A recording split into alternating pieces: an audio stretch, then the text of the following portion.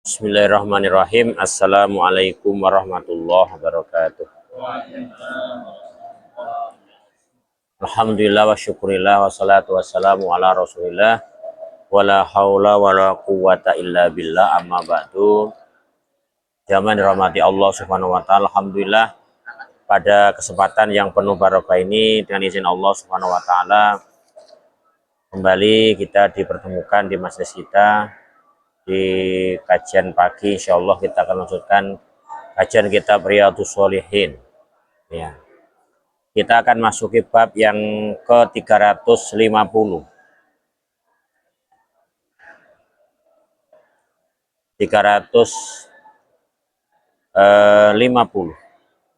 ya. Bismillahirrahmanirrahim. Babu tahrimis syafa'ati fil hududi. Bab tentang haramnya atau diharamkannya asyafa'ah. Syafa'ah itu melakukan syafa'ah, jadi pembelaan ya, dan meminta keringanan ya fil hudud pada hukuman yang berbentuk had. Jadi had itu hukuman yang secara syariat sudah ditetapkan batasan-batasannya. Nah itu, jadi contoh orang mencuri itu hukumannya kalau sampai nisab dipotong tangannya. Kalau berzina atau membunuh dibunuh. Berzina kalau belum nikah kan dijilid 100 diungsikan atau di ada 1 tahun ya kan gitu. Istilahnya apa? Diungsikan, dijauhkan dari lingkungannya 1 tahun. Kemudian diusir ya. Kemudian kalau nikah dirajam dan sebagainya. Saya meninggal. Itu adalah hukuman yang sudah ada batasan secara syariat. Clear, jelas. Maka di sini nggak boleh atau haram untuk syafaat. Syafaat itu meminta diskon, meminta keringanan, meminta bantuan orang untuk membela. Contoh ada anak, contohnya ada orang nauzubillah melakukan pelanggaran tadi itu yang sudah ada hadnya itu. Contohnya membunuh. Kemudian kebetulan punya Pak D pejabat atau apa ya, semacam itu. Nah, maka kemudian di situ sudah sampai ke peradilan. Jadi yang dilarang ini syafaat ini adalah ketika sudah sampai ke peradilan, proses di depan hakim. Nah, bukan masih ya proses, termasuk sudah proses pun ada saksi, ada dan sebagainya, ada proses. Kemudian atau termasuk sudah ingkrah itu ya, itu masih proses pun sama. Itu nggak boleh karena bupati atau karena pejabat karena apa kemudian mempengaruhi hakim agar kemudian ini dikurangi, agar ini bebaskan dan sebagainya. Nah ini nggak boleh, harus ditegakkan aturan Allah itu. Nah itu maksudnya syafaat di situ, di sini hudud. Beda lagi kalau hukuman yang bukan hudud, yang ada batasan-batasan itu, ada yang di luar itu intinya pelanggarannya. Nah, apakah hukumannya mungkin di penjara, hukumannya diturunkan dari jabatannya, pelanggaran etik atau apa, kan gitu ya, kan hukuman macam-macam di luar hukuman had itu. Nah umpamanya ada sesuai aturan apa yang dibuat oleh penguasa atau pemerintah atau siapapun di situ. Nah di sini beda lagi urusannya. Dan kalau belum dibawa ke hakim nanti beda lagi begitu, ke mahkamah itu, ke peradilan. Itu nanti beda lagi. Tapi jelas di sini dilarang memberi syafaat, meminta syafaat, memberi nggak boleh, meminta juga nggak boleh. Jadi orang yang punya kuasa namanya memberi syafaat, keringanan, pembebasan, namanya syafaat, yaitu. Kemudian yang memintakan juga nggak boleh. Nah gitu namanya. Kalian sudah di peradilan harus ditegakkan sesuai dengan fakta-fakta persidangan dan dalil atau saksi atau bukti dan sebagainya. Nah semacam itu. Ya had, yang had tadi itu. Had itu adalah tadi itu. Jadi hukuman yang sudah ditetapkan secara syar'i, sudah tertentu. Ya ada dalam Quran dan hadis, bukan dari hasil kebijakan yang udah fix. Nah itu contohnya seperti itu. Nah kita lanjutkan, kita baca hadisnya. Qala Allah Ta'ala, Allah Subhanahu Wa Ta'ala berfirman, azaniatu, perempuan penzina, wazani, dan lelaki penzina, fajlitu, atau yang berzina, gitu ya. Azaniatu, perempuan yang berzina, azani, perempuan yang berzina, fajlitu, maka jilidlah, ya dipukul, ya sesuai dengan aturan yang ada, ukurannya, takarannya ada. Ada caranya ini. Pukulnya seperti apa? Ya kulla wahidin minhuma, setiap satu dari keduanya, ya karena nggak mungkin zina sendirian, itu dari keduanya. Mi'ata jalda, maksudnya dua pihak gitu ya. 100 kali pukulan. Wala ta'khudkum biha ra'fatun fi dinillah. Nah ini jadi apa namanya, dalam konteks ini wala ta'khudkum bihi marafah. Kemudian jangan apa ya, kalian merasa dalam konteks ini kasihan atau apa, dalam hukum Allah, agama Allah harus ditegakkan. Jangan mempengaruhi kamu itu merasa nggak enak, merasa sungkan dan sebagainya. Nah itu enggak. Nah semacam itu harus berani, harus tegas, harus tegar. Dalam hukum Allah kadang-kadang kasihan, ya kan? Kadang-kadang nggak enak, nggak manusiawi, karena alasannya macam-macam itu. Nah, kalau hukum Allah ya kita tegakkan. Nah, jadi isinya kalau kita beragama itu sami'na wa ta'na. Kalau di Saudi itu bahkan di Masjid Qisas itu kalau ada orang mau dianu ya keluarga dekatnya semuanya diundang. Keluarga yang apa namanya? Yang mau dihukum maupun yang dihukum maupun yang menuntut dan sebagainya atau korban. Nah, itu dihadirkan dan masyarakat sekitar. Ya kan tujuannya biar sebenarnya biar jadi pelajaran dan sebagainya. Dan itu prosesnya lama, bukan sekedar boleh diputuskan langsung. Masih ada apa namanya, sebenarnya ada untuk menurunkan, untuk membebaskan hukuman itu. Bukan syafaat tadi. Tapi apa? Tapi pemaafan. Ya, pemaafan. Kalau pembunuhan itu. Nah, kan gitu. Kalau pembunuhan, nah itu boleh. Pembunuhan maupun contohnya juga apa namanya, kan al-yadu bil yadi, kan gitu ya, al-ain bil aini dan sebagainya itu loh. An-nafsu bin nafsi. Jiwa, nyawa dengan nyawa, tangan dengan tangan, kaki dan kaki umpamanya. Ada orang motong tangan, ada orang melukai, membunuh. Keluarganya memaafkan. Menegakkan itu kita kayak komputer di luar nih, bisa jalankan itu salah satu pemerintahan yang resmi yang harus jalankan. Harus resmi. Ya? Harus. Nggak boleh kayak. Nggak boleh. Harus resmi, itu harus di bawah apa namanya, pemerintahan resmi. Harus yang menguasai seluruh rakyat dan sebagainya. Harus resmi, nggak boleh anunya. Syaratnya begitu. Syaratnya itu adalah pemerintahan yang resmi yang diakui oleh seluruh masyarakat. Kalau enggak nanti semua orang merasa berwenang untuk membunuh orang. Nah itu masalah. Ya, jadi pemerintahan yang resmi. Nah kalau di sana itu apa namanya, memaafkan itu bisa. Makanya kalau di Saudi itu ya prosesnya lama, proses untuk dibunuh itu enggak langsung, bertahun-tahun dan sebagainya. Nah itu mungkin meluruhkan hati, perasaan keluarga yang dibunuh. Nah itu bisa dimaafkan. Nah semacam itu. Nah tapi kalau ya kalau dimaafkan bisa batal pembunuhannya itu kan ada di Qurannya jelas itu. surat ayat kisos itu. Nah itu. Jadi itu yang dianu. Terus diperjuangkan di sana kan kemarin ada yang sesama keluarga dekat orang anu masih viral itu. Apanya itu? Anu masih saudara, sepupu atau punan atau apa itu kan nggak dimaafkan. Akhirnya dibunuh.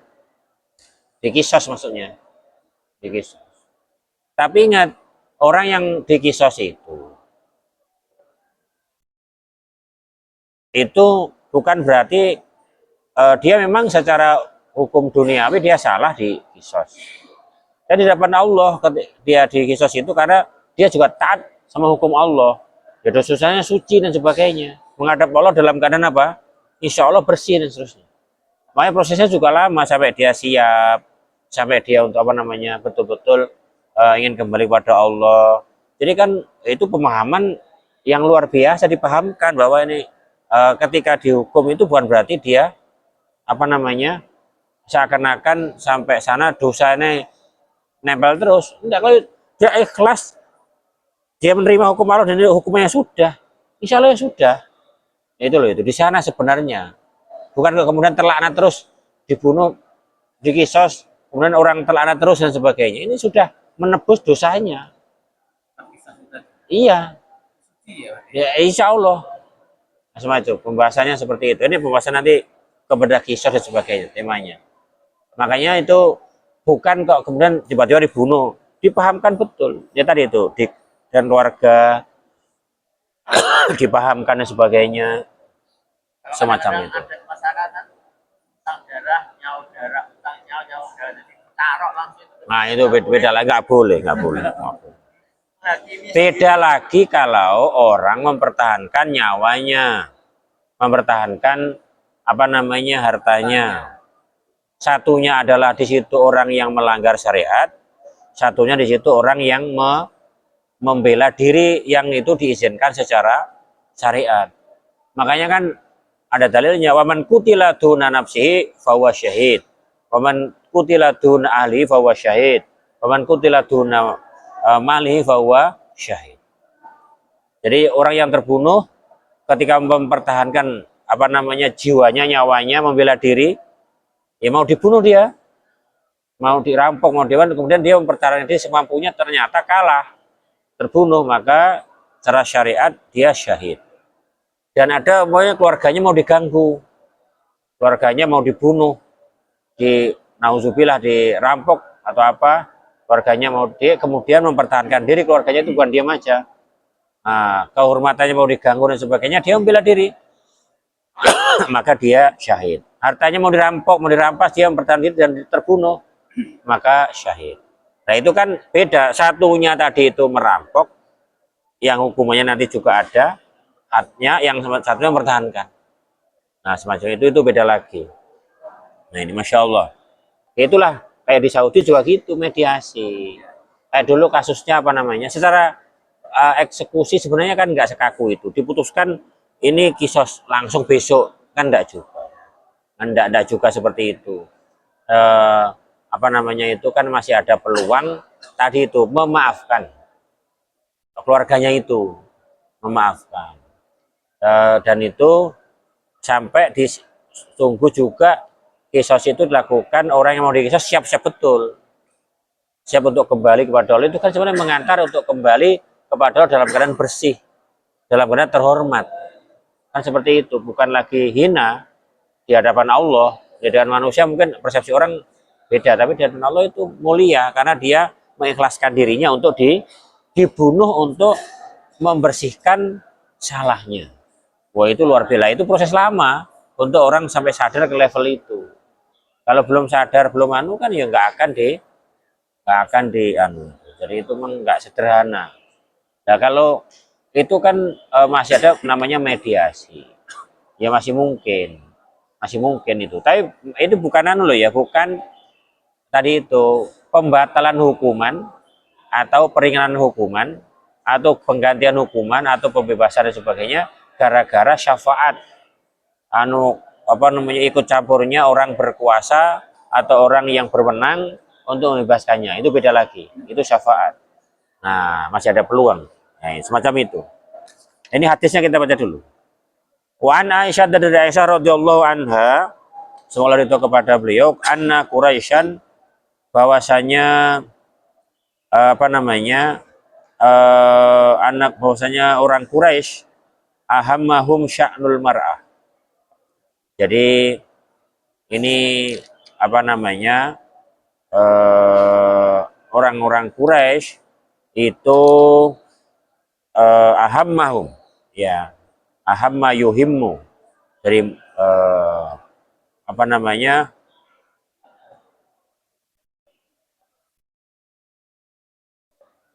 apa ya, ahammahum itu merasa berkepentingan, ya. Kemudian orang Quraisy ya dia, jadi merasa berkepentingan untuk membahas. Jadi itu ahamma yuhimmu. Eh, eh, Kemudian ini penting untuk dibahas. Ini adalah urusan yang perlu diselesaikan. Ya, sya'nul mar'ah, ya dibuat dia gundah, ya kan gitu ya. Dia apa namanya, merasa untuk menyelesaikannya. Sya'nul mar'ah, siapa yang buat ahammahum itu merasa penting, merasa perlu untuk diselesaikan. Jadi sya'nul mar'ah, urusan perempuan. Al-Makhzumiyah, yakni dari kabilah Makhzumiyah, Makhzum. Alati sarokot, yang mereka itu mencuri. Nah ini. Jadi orang Quraisy ini kan apa namanya, membuat semacam kayak apa ya? Ini menganggap ini penting untuk diselesaikan ini. Ada ini harus dibahas ini, kan gitu ya. Ini penting urusan ini untuk diselesaikan bagi orang-orang Quraisy, karena tahu hukumannya, tahu hukumnya gitu, iya kan.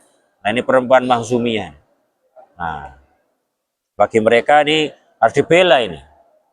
Ini perempuan mungkin dari kelompok mereka, ya, dan mungkin dianggap perlu dibela dan sebagainya. Nah karena dia tahu hukumannya, dan ini kan dari apa namanya, mungkin mereka kenal kabilahnya dan sebagainya. Nah, jadi merasa galau itu orang Quraisy itu, harus, wah ini harus dituntaskan ini. Dan perempuan Makhzumiyah ini adalah mencuri, dan hukumannya jelas.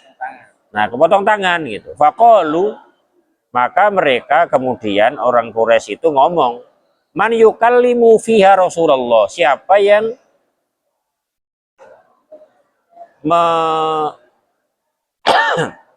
menyampaikan urusan perempuan ini, tentang urusan apa namanya, pencurian ini kepada Rasulullah Shallallahu Alaihi Wasallam. Siapa yang menyampaikan, siapa yang ngomong, berbicara, perlu ini sowan ini, ya perlu ngajak bicara Rasulullah Shallallahu Alaihi Wasallam, lapor ke Rasulullah Shallallahu Alaihi Wasallam. Faqalu, ya maka apa namanya, mereka berkata, waman, dan siapa lagi yastari'u, yang berani, yang layak gitu ya, yang berani, alaihi illa Usamah bin Zaid. Ya siapa yang berani dan siapa yang layak untuk menghadap Rasulullah kecuali Usamah bin Zaid. Nah ini, insya Allah dicari juga tokohnya kan gitu, yang ngomong itu Usamah bin Zaid, orang terkenal itu, panglima itu ya, panglima perang Rasulullah Shallallahu Alaihi Wasallam. Nah perempuan ini kan juga mungkin perempuan mulia kan begitu ya, mulia. Maka ini wah tangannya hilang kan gitu ya, ini galau itu. Galau ini punya kepentingan untuk dibahas orang-orang Quraisy itu. Hibbu Rasulullah Shallallahu Alaihi Wasallam. Nah ini masih keluarga dekat Rasulullah gitu ya. Nah masih keluarga Rasulullah Shallallahu Alaihi Wasallam. Usamah bin Zaid bin Haris.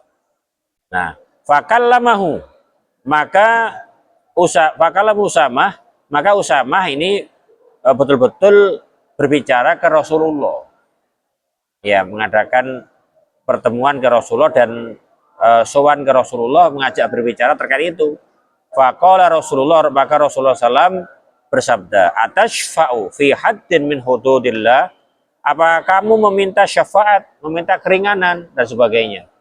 Nah, fi haddin pada hukuman had min hudillah dari hukuman-hukuman yang ditetapkan oleh Allah Subhanahu wa taala. Nah, ini bertanya tetapi tanyanya itu menafikan. Ini adalah istifham ingkari. Istilahnya istifham ingkari itu bertanya bukan karena nggak tahu tapi untuk pengingkaran. Jadi untuk pengingkaran atas apa yang dilakukan oleh Usamah bin Zaid, dan Usamah bin Zaid itu maju pun bukan karena maunya sendiri tapi permintaan ya dari orang-orang Quraisy. Nah, ini kan orang Quraisy dulu kan banyak keluarga juga, ya kan orang Quraisy. Nah, ini orang Quraisy, ini keluarga Quraisy semua itu kan. Nah, ini orang mulia, orang-orang Quraisy, Bani Quraisy itu kok ada mau dibunuh. Nah, ini. Nah, dan sebagainya, atau mau dipotong tangannya. Nah, ini. Sumakoma, kemudian Rasulullah berdiri fakta toba, kemudian berpidato, berceramah. Sumakola, kemudian beliau berkata di hadapan orang, innama sungguhnya hanyalah ahlaka telah hancur alladzina orang-orang yang qablakum sebelum kalian, annahum bahwasanya mereka mereka idza saraka telah mencuri, apabila mereka telah mencuri fihim di antara mereka syarifu, jadi orang yang mulia dianggap punya kedudukan pejabat, orang terhormat dan sebagainya, tarokuhu maka ditinggalkan.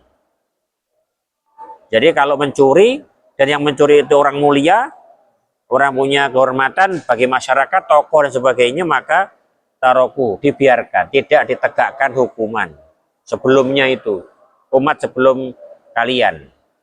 Nah, wa idza saraka fi ad-dhaif, kalau yang mencuri itu diantara mereka orang yang lemah, rakyat biasa, rakyat jelata, orang miskin, orang yang nggak punya backup sosial, ya apa-apa.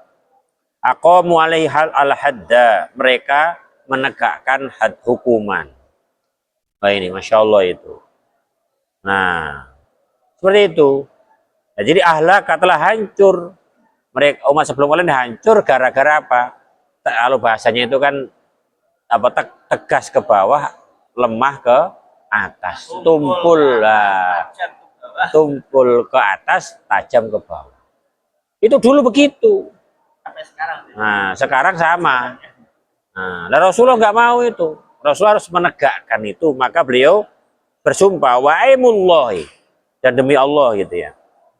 Lau anna Fatimah, kalau saja sekiranya Fatimah anak kesayangan beliau, ya kan, anak kesayangan beliau yang sugeng ya, yang hidup, ya kan, anak saya yang beliau yang hidup, anak satu-satunya yang hidup saat itu, ya ini binta Muhammad, ya ini Fatimah anaknya Muhammad, anakku, kata Rasulullah, sarokot, kalau saja mencuri, lakotok tu yada, aku sendiri akan memotong tangannya untuk menegakkan hukuman. Itu prinsip penguasa, prinsip pemerintahan Islam. Meskipun itu saudara dan sebagainya dipotong. Kalau itu mencuri, nah, dipotong. Bukan kemudian mengembalikan hasil curiannya atau berlipat-lipat. Nah, semacam itu. Nah, ini masya Allah. Ini muttafaqun hadis Bukhari Muslim. Nah, kemudian wafi riwayat lain ini fatalawana wajhu Rasulillah, maka Rasulullah wajahnya berubah ketika mendengar apa namanya permintaan syafaat dari siapa tadi? Usamah bin Zaid. Jadi Usamah bin Zaid minta keringanan lah ke Rasulullah. Rasulullah buat diringankan dan sebagainya. Nah itu.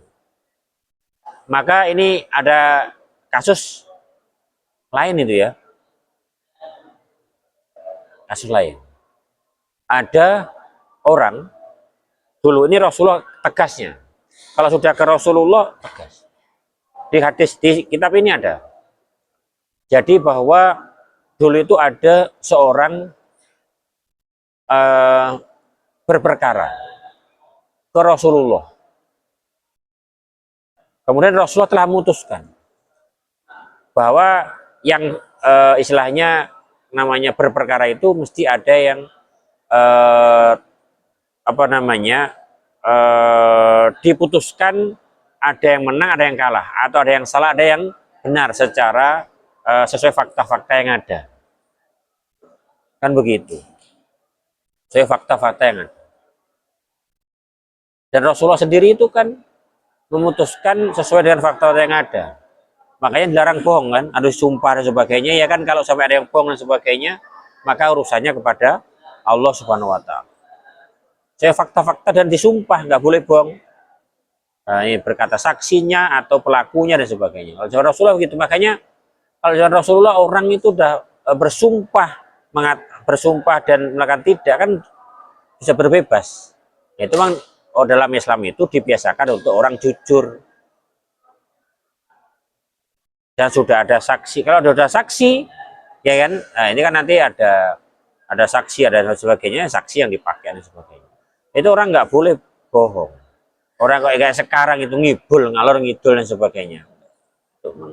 Semacam itu. Ada saksi, ada bukti dan sebagainya, itu udah. Nah, kemudian orang tadi itu setelah Rasulullah memutuskan itu nggak terima. Akhirnya, ayo kita menghadap ke Umar. Umar itu orangnya kan, keras. Akhirnya menghadap ke Umar bahwa ini telah memutuskan gini, tapi ini nggak terima, gampangnya begitu. Ngejak menghadap engkau. Jadi udah ke Rasulullah memutuskan gini, orang yang di peradilannya itu merasa keputusannya tidak berpihak kepadanya, maka meminta menghadap ke Umar. Akhirnya orang itu menghadap keduanya dan diceritakan bahwa saya tadi gini-gini ke Rasulullah, gini-gini, ditanya betul begitu tak? Gitu, yang iya betul begitu. Jadi orang tadi ngadu gini-gini dan tanya kepada orang yang secara hukum tadi kebenaran padanya, itu ditanya benar tak kalian tadi ke Rasulullah dan benar begini? Iya. Apa yang terjadi? Umar masuk ke rumah, mengambil pedang, ditebas lehernya orang yang protes tadi itu. Karena apa? Kalian ini kalau udah Rasulullah memutuskan, apalagi Umar. Itu maunya kan minta syafaat ke Umar, karena kan seperti itu. Peradul ke Umar. Nah, siapa Umar? Rasulullah sudah memutuskan, kok kamu masih peradul ke saya? Tebas langsung.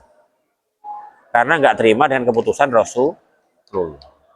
Saya begitu. Dalam keputusan Islam itu luar biasa. Tapi memang Rasulullah ya. Rasulullah. Dan adil artinya, adil, dijamin adil. Nah, faqala ada Syafi'at bin Hudillah, qala Usama istaghfirli ya Rasulullah. Apa kamu mintakan syafaat kepada had hukuman yang telah ditetapkan Allah Subhanahu wa taala? Usama berkata, mintakan ampun untukku ya Rasulullah. Qala summa amara bitilkal mar'ah faqutiyat yada. Kemudian setelah itu berkata Usama, kemudian Rasulullah merintahkan untuk melaksanakan hukuman ke perempuan tadi itu, maka kemudian perempuan tadi dipotong tangannya. Masya Allah. Ini makanya sekarang ini mencuri ayam di penjara, mencuri kambing, sapi, nyawa taruhannya, ya kan? Itu padahal ya 100.000 kalau ayam, kambing jutaan, sapi puluhan juta, nyawa taruhannya. Koruptor miliaran cukup mengembalikan. 1 triliun itu sekarang kecil ya, seakan-akan. Karena ratusan triliun banyak dan dibiarkan, atau hukumannya hanya ringan dan sebagainya. Masya Allah. Itu dunia ini, makanya ini tantangan tersendiri pada kehidupan kita, menandakan bahwa memang keadilan itu belum tegak. Ya masih seperti itu, dan masih bisa diakal-akali, masih bisa direkayasa dan sebagainya, tergantung siapa yang berkuasa. Nah ini yang masalah, Makanya di sini kata Rasulullah, idza balagot al hudud al sultan, kalau perkara yang sifatnya hudud, yakni tadi itu hukuman yang sudah ada batasannya dari Allah Subhanahu wa taala sesuai Quran dan Sunnah. Nah ini dan kemudian sudah sampai ke peradilan, ya, sultan, penguasa, fala'anallahu syafi'al musyaffa' fi wal musyaffa'. Jadi Allah akan melaknat orang yang apa namanya memberi syafaat maupun yang diberi syafaat. Nah ini masya Allah. Hukumnya jelas itu. Nah, jadi asyafi orang yang meminta syafaatkah atau yang memberi syafaat. Jadi meminta syafaat atau yang memberi atau memberikan syafaat itu sama-sama dilaknat oleh Allah. Nggak boleh, harus sudah ya serahkan ke pengadilan seperti apa hukumannya, seperti apa nanti kasus yang sebenarnya. Nah ini yang ini kalau sudah sampai hakim. Nah kalau sebelum sampai hakim gimana? Nah ini, nah jadi maka boleh syafaat ataupun tawassut. Nah ini syafaat seperti orang apa namanya melihat apa namanya menutupi orang ini gini, melihat orang anu ya mungkin menasihatinya biar memberi apa namanya tobat dan sebagainya. Nah seperti itu. Ini beda lagi kalau sebelum sampai apa hakim, saling memaafkan. Ada orang mengambil hartanya, ini kemarin ini, oh iya tak kembalikan, ya dah nggak apa-apa saya maafkan, namanya begitu, ya kan, ngambil ayam, orang ini mau ayam, oh iya mohon maaf ayamnya itu kemarin nggak tahu atau alasannya banyak lah ngobrol ini apa namanya begitu, kemudian dimaafkan atau diganti dan sebagainya, ya kan, namanya ini anak apa namanya gitu, kayak mencuri apa nama ayam, mencuri apa, mencuri ngambil apa, kemudian itu ada diskusi keluarga dan sebagainya kan, kemudian saling maafkan, diganti dan sebagainya, itu belum sampai ke peradilan, itu belum sampai kemana, belum sampai ke mahkamah. Nah, kepada penguasa itu boleh saling memberi apa namanya, memintakan maaf dan sebagainya, kemudian atau mengganti atau diikhlaskan, itu masih mungkin semacam itu kalau belum sampai apa itu kemaslahatan dan sebagainya, mungkin alasannya macam-macam, itu anak sekolah, masih sekolah dan sebagainya, contohnya seperti itu. Nah itu mungkin kalau itu belum sampai ke peradilan, didiskusikan dan apa namanya saling merelakan. Nah itu nggak apa-apa itu. Kalau bahasa sekarang apa, berdamai. Nah ya kan sekarang kan berdamai kan gitu. Bahkan polisi pun kadang-kadang kan menyuruh apa untuk berdamai. Namanya bahasanya apa namanya? Kekeluargaan, diskusi. Kalau perkara-perkara apa namanya uang 1.000, nah, satu nisab itu berapa, Jo? Satu nisab itu kan 1/4 dinar. 1 dinar itu 4 gram 1/4. Berarti itu hanya 1 gram per 1/4-nya berapa? 16. 1/4-nya 1/4 berapa? Jadi iya, jadi 1 gram 1/16 itu berapa itu?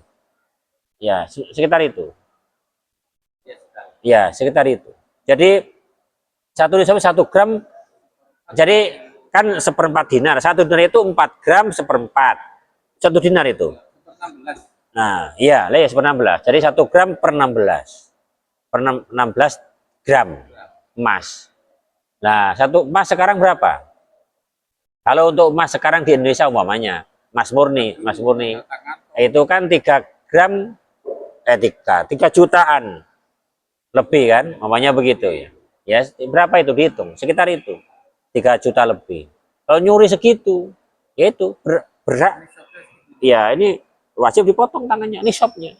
Nah, ini 1 M atau juta dan sebagainya lah. Makanya itu sebelum ke peradilan boleh itu ada syafaat, ada diizinkan sebelum sampai ke penguasa kan, untuk damai, untuk diganti dan sebagainya. Nanti loh ayam atau apa dan sebagainya lah, semacam itu. Nah, ini. Makanya ini berat di situ. Semoga Allah ridho kepada kita semua, dan memang membuat orang jera, orang kapok itu kalau Islam tegak. Jadi Saudi itu orang kan gelut itu jarang, kelahi itu jarang. Saya pernah lihat waktu umroh itu orang kesannya itu, oh itu gontok-gontokan betul. Gontok-gontokan tapi hanya ngomong aja. Nggak sampai apa otot-ototan juga. Nggak sampai apa mukul, nggak sampai ngancam, nggak sampai anu gitu. Rumahnya juga ada CCTV-nya. Nah, semacam itu. Nah, orang akhirnya nggak gampang untuk itu apa namanya berkelahi dan sebagainya. Dan aman, tentram, damai gitu. Orang untuk mencuri, untuk apa dan sebagainya. Meskipun hukumannya kesannya apa? Orang menilai nauzubillah dibilang kejam. Padahal itu adalah justru itu menjaga nyawa orang banyak. Gitu loh, bukan kok kemudian seakan-akan justru kasihan ke pelaku, tidak kasihan ke korban. Kalau misal mungkin itu yang kita kaji pada kesempatan ini. Intinya apa? Bahwa dilarang untuk memberi pembelaan, syafaat, pertolongan, bantuan yang meringankan atau membatalkan had dari hukum Allah ketika sudah sampai ke peradilan. Ya semoga ridho kepada kita semuanya. Wallahu minkum. Ya, assalamualaikum warahmatullahi wabarakatuh.